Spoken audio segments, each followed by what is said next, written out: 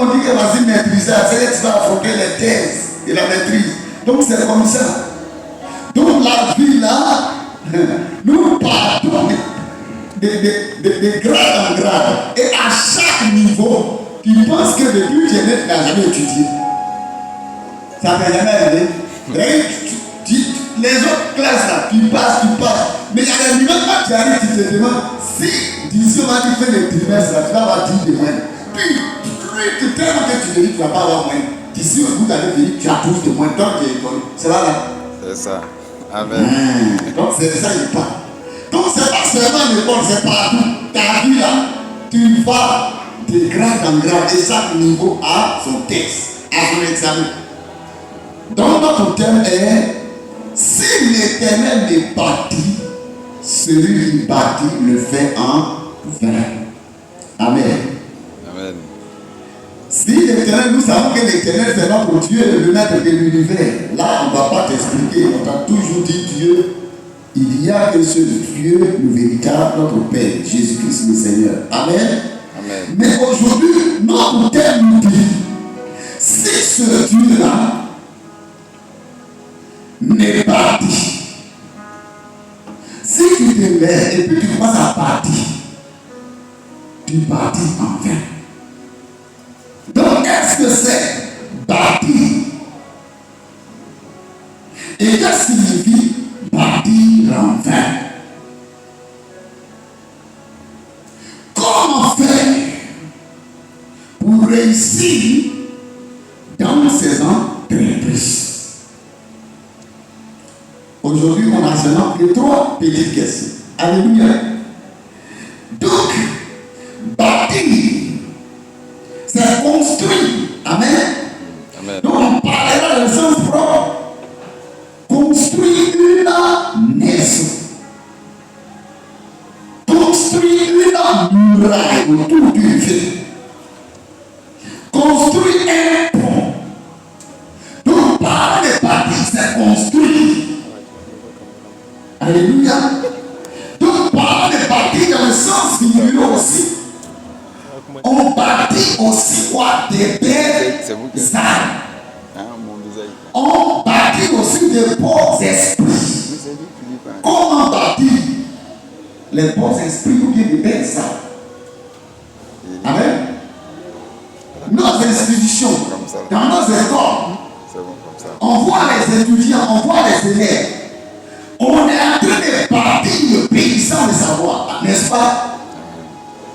Mais est-ce que tu vas quelqu'un à prière si va même en train de construire sur terre de quelqu'un? Tu es en train de bâtir les âmes, les beaux esprits. Le sable forme les beaux esprits, les grands esprits. L'intelligence bâtit les belles âmes. Alléluia.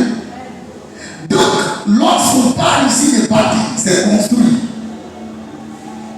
C'est élever. Élu. C'est élever. Un esprit, c'est donner la connaissance à un esprit, à une âme, la gloire. Mais ce que tu veux bâtir, ce que tu es en train de faire, si tu n'es pas dedans, tu travailles carré. Donc, quand tu dis bâtir en fait, bâtir en fait, c'est entreprendre ou travailler sans rien produire. Alléluia. C'est entreprendre, travailler sans avoir aucun fondement solide et raisonnable.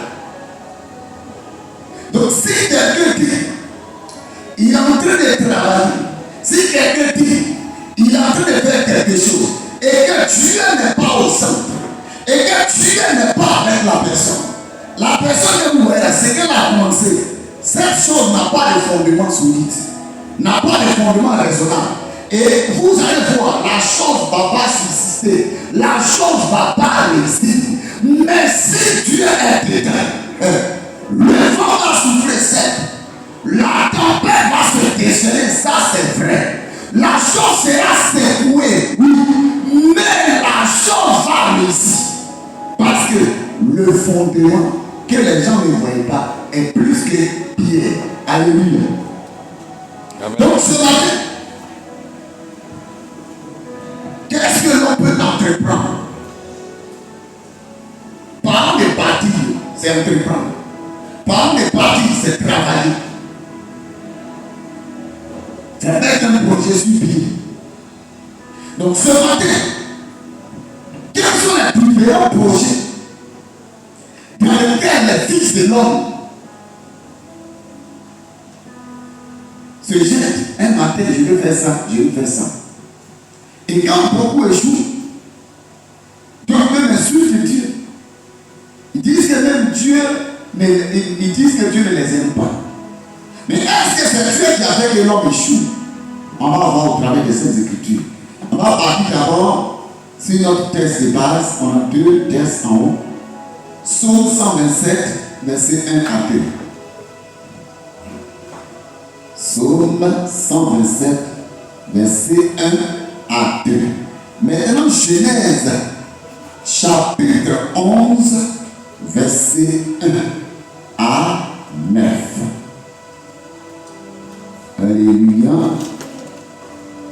Psaume 127, verset 1 à 2. On va lire maintenant.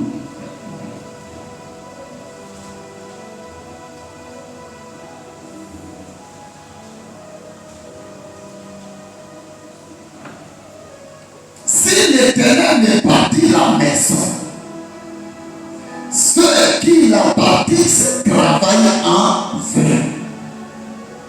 Si l'Éternel ne garde la ville, celui qui la garde fait en vain. En vain, vous vous levez le matin, vous vous couchez tard et mangez-vous le pain des douleurs. Il en donne autant à ses bien-aimés pendant leur sommeil. C'est fort, hein? Alléluia. Notre texte de base dit, enfin, les gens se lèvent à 5h30 pour aller travailler à Cameroun. Enfin, les gens se lèvent à 4h30 pour courir dans leur plateau. C'est enfin. Mais lui, tu es son bien-aimé. C'est pourquoi les gens se déplacent pour aller à Cameroun. Pendant que quand ils vont tôt, c'est là qu'ils ont beaucoup d'argent. Il dit, lui Dieu, à son bien-aimé, déjà à la maison, à son réveil, il dit, allez, adorer ça. Acclame Jésus. Acclame bien Jésus. Donc souvent, je dis, aujourd'hui on va prêcher. Amen. Amen. Il y a des choses qui vont quitter la pensée de ces personnes. Par exemple, dire que Dieu a telle personne, Dieu ne m'aime pas. Le problème ici, c'est que tu dois être quelqu'un pour que les choses soient faciles pour toi. Tiens, quelque chose. Il dit les gens luttent, les gens courent pour aller travailler. Les gens se battent, les gens font assez de sacrifices pour aller chercher quelque chose. Les gens font des sacrifices pensant devenir quelque chose. Mais il y a un maire. Lui, Dieu, à son bien-aimé, à ses bien-aimés. Cela pourquoi les gens se privent de leur sommeil pour courir, pour qu'ils aient prêt à parler à faire.